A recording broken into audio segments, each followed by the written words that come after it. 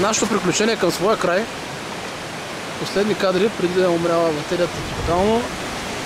Тук е просто адски красиво. Мощта, буквачета и всеки други рекички. Тук има още езера. Тук има още езера, каза нашия екскурзовод. Това са, какво бяха, силите езера ли беше? Нещо, силите ли бяха?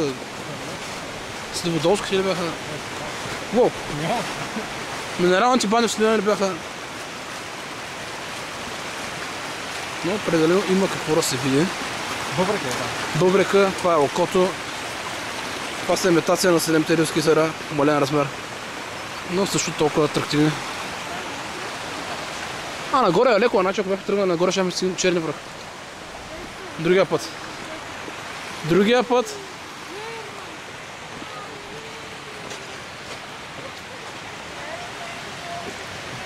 Движение нагоре, това е леко.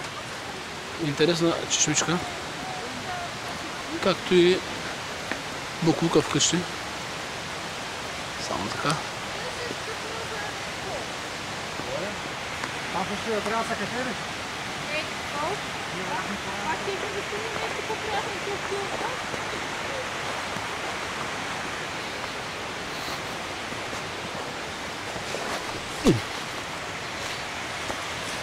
Движение.